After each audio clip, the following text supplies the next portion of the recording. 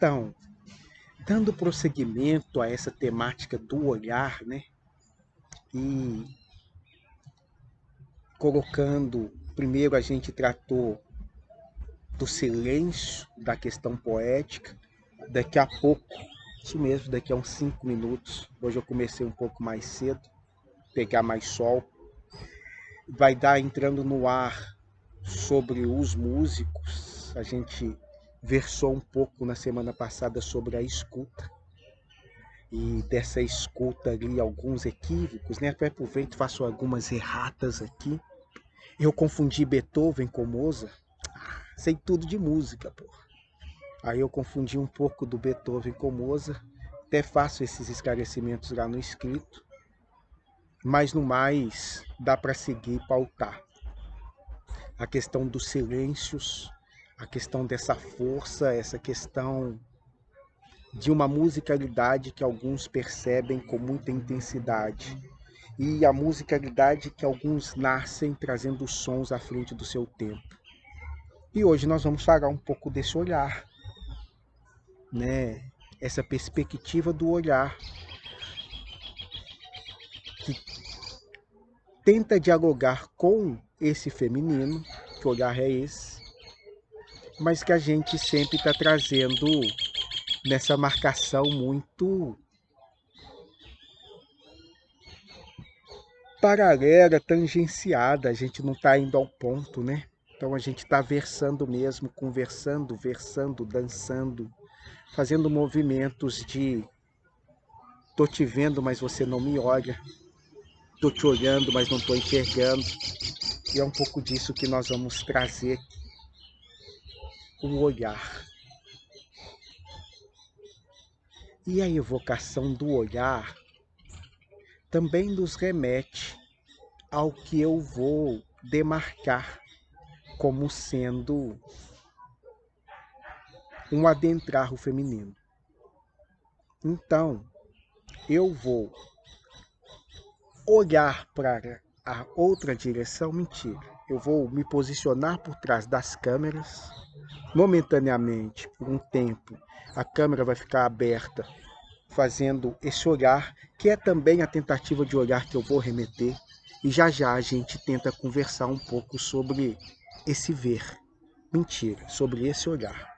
Sobre o ver, eu não sei se nós vamos falar alguma coisa. E tem diferenças, acredito eu. Então, olhem aí para essa natureza, ou parte dela. Eu vou estar do outro lado olhando também. E já já eu volto para que a gente continue a nossa prosa. Minha água.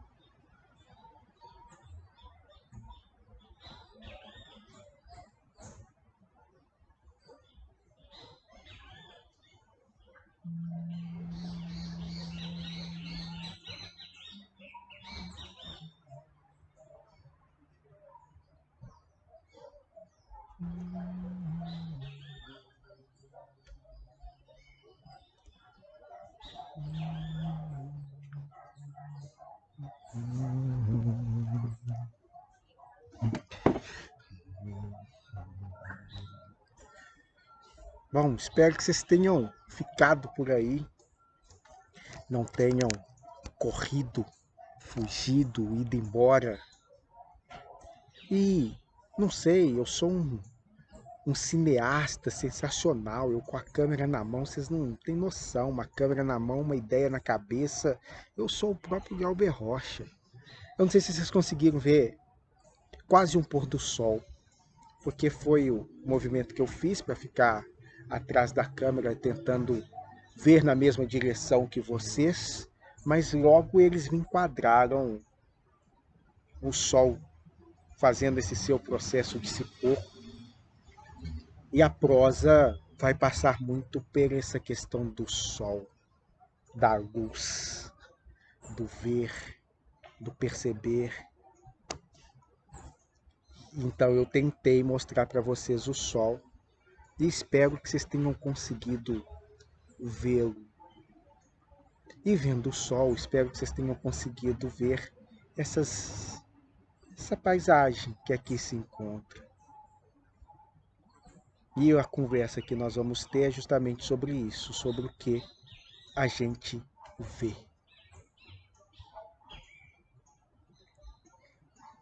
Parece uma pergunta óbvia, por vezes até tola, mas o que os artistas plásticos, os pintores essencialmente, vão nos convidar a ver e a perceber é como que vemos de maneira diferente.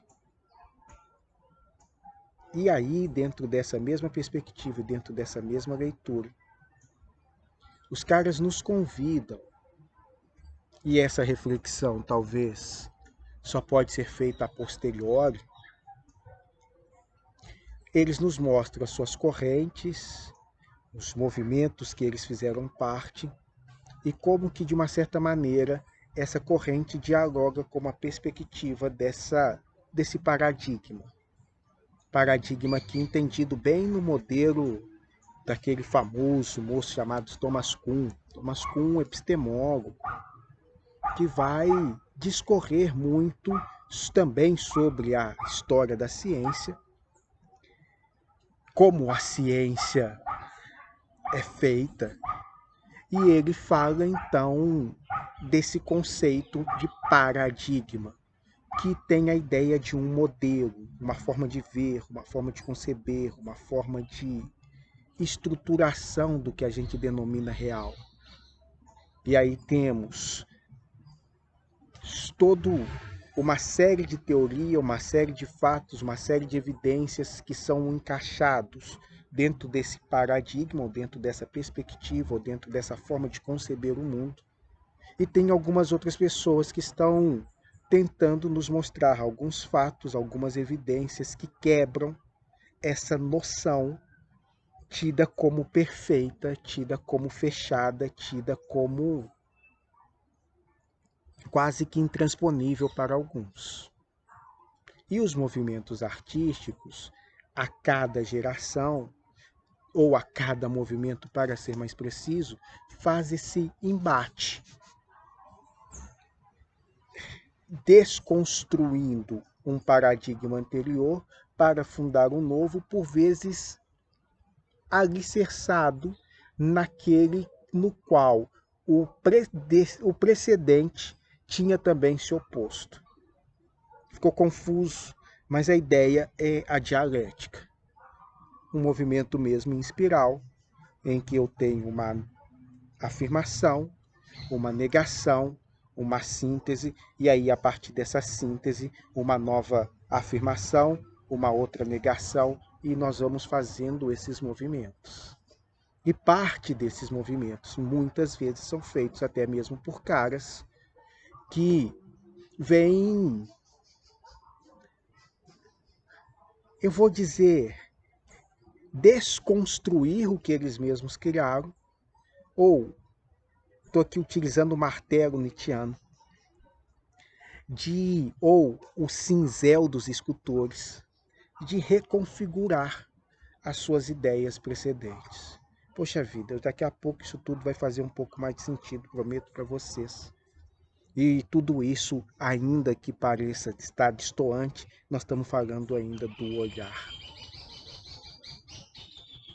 Porque quando a gente pega o movimento realista e os caras estão pintando, eles pintam essa natureza morta tal qual ela é mesma. É mais do que uma pintura. É algo que a gente poderia chamar de uma foto. É uma fotografia dessa realidade. É uma fotografia disso que me apresenta. E justamente quando nós temos a descoberta da fotografia, qual é o sentido então de um pintor realista? Que realidade é essa que eu vou ficar semanas e meses tentando retratar e uma máquina conseguia me dar em minutos? Da revelação depois horas, talvez dias. Mas de todo modo aprendia essa mesma realidade com muito menos trabalho, com muito menos esforço e, diga-se mais, com muito menos talento. Eu que não sou capaz de fazer o desenho de uma folha, posso reconstruir um mesmo cenário a partir de uma foto em questão de minutos.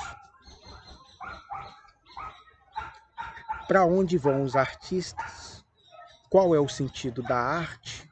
O que esses caras realistas que utilizavam dessa matriz de retratação enquanto experimentação pictórica vão fazer? Tá? Temos uma quebra de paradigma aí.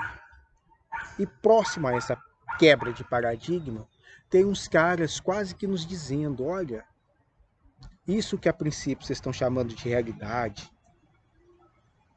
que é factual, que você bate uma foto e ela está retratando, muda. Ela é uma ao nascer do sol, ela é outra ao meio-dia, ela é outra ao pôr do sol. Essa mesma natureza, esse mesmo lugar pode ser pintado diversas vezes, porque as tonalidades, as mudanças, as inclinações, os raios solares vão alterar completamente essa distribuição e essa percepção. E até mesmo esse entendimento. Estou falando dos queridos impressionistas,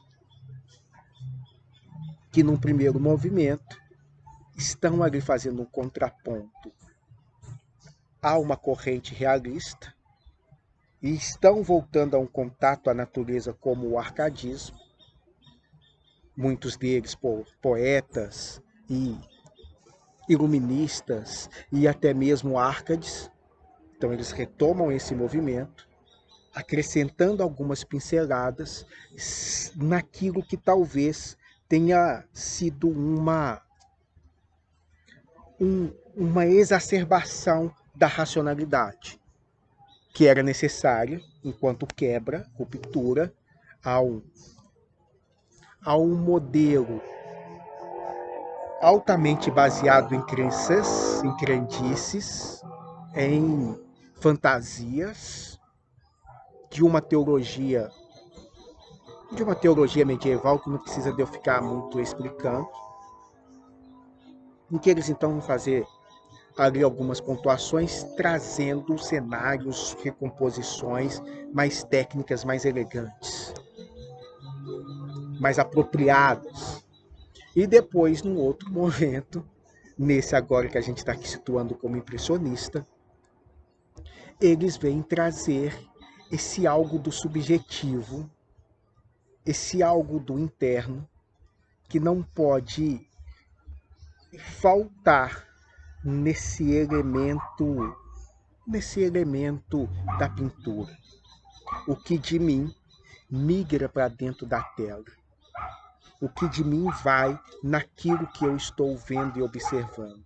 Naquilo em mim que é a marca de como eu vejo. E nessa perspectiva, nós temos os caras na ciência mostrando como que o olhar do observador altera toda a realidade. Então, parece movimentos distintos, parece coisas até contrastes, contrárias, ciência e arte. Né? Tinha a marcação de alguns dizendo, não, a ciência é capaz de dizer por si mesma, a ciência fala por si, a ciência não precisa de diálogo com nada, a ciência em si é capaz de fundar uma própria linguagem suficiente para traduzir a natureza e todas as realidades possíveis. E aí começa algumas quebras mostrando que pero non mucho. E abre-se para diversas conversações, traduções, interações, interdisciplinaridades, que é um caminho perto desse olhar que a gente está querendo trazer. Olha, os olhares aí se complementam. Esses caras estão falando de um olhar no campo da arte que é altamente matemático, que é altamente físico. Ah, eles estudaram física, eles fizeram física? Não. Muitos deles não. Alguns conversaram, alguns trocaram ideias, mas necessariamente não. Mas trazem as mesmas marcações, trazem os mesmos avanços, trazem uma nova forma de olhar. E essa forma de olhar impressionista é bem isso. Pensando lá no movimento que eu estava falando com os músicos e dos músicos. Olha, os caras vieram abrir o chakra cardíaco da humanidade. Mozart e Beethoven. Um trabalho deles quase que esse. Abrir o nosso cardíaco. Da ampliação desse nosso processo do sentir. Dentro desse mesmo movimento, chegam os caras falando, então agora vamos modelar um pouco esse sentir. Vamos ver o que a gente tem dentro de nós, o que a gente pode trazer em contribuição. Não se preocupe muito com, eu vou usar um termo da técnica, tente captar o que a pintura lhe provoca. Tente ver o que essas cores somadas, repetidas, minusculamente, como pontilhões, quase corpúsculos mesmo, se fosse compararmos com elétrons, provoca. E aí esse provocar já é enquanto onda, não mais enquanto corpúsculos. Enquanto corpúsculos, minúcias, técnicas de pontes, de eu usar pontilhões, pitadas, pintadas, pinceladas bem curtas, com mais diversas cores, formando e desenhando uma realidade. Uma realidade, uma totalidade que a princípio não se dá de imediato. Então essas são as marcações primeiras que a gente sempre aí vai conversando e dialogando. Marcações iniciais que esses caras nos trouxeram. Nos deram um mundo e foram nos apresentando um mundo no qual o perceber, o sentir, o entender por um viés que não fosse estritamente técnico, lógico, realista e racional. O caminhar para entrar, para se aproximar, aquele espelho da realidade, aquilo que era configurado como real, vai se transformando em uma tela que mais tarde vai se configurar como um portal. Dá para atravessar, dá para entrar, dá para transpassar, dá para ver do outro lado. Dá para estar aqui e perceber como se estivesse do outro lado também. É um olhar quase o mesmo. Não sei se pareceu muito confuso, mas se pareceu muito confuso, olha um Monet, qualquer obra, olha para aquilo e só olha. E nesse olhar possibilite ou permita que essa tela te transporte, te leve. E você vai ver que aquela mesma realidade que ele está fixado, que ele está pintando em determinado momento, ele vai pintar em outro, e ele vai pintar em outro. E a mesma realidade, ou o mesmo lugar, é completamente diferente. Porque as luzes do sol incidem de maneiras diferentes, porque o momento mudou, porque ele também se transformou. Essa relatividade é muito preciosa, é muito elegante, é muito bonita. Paro aqui. Esse foi a ideia inicial do impressionismo. Os moços vão falar ainda do cubismo, do surrealismo, e eles vão entrar nessas iconografias mais sofisticadas, nessas iconografias que são esses elementos telas de fixação de conhecimentos que eles observam a partir da mais próxima. Eles pediram, leva o tarô.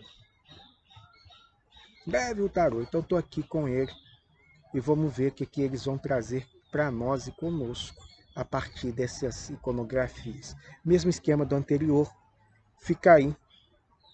Vamos agora entrar um pouco no cubismo, no surrealismo. O dadaísmo é o meu coração, adoro os caras. Aperta aí e vem com a gente.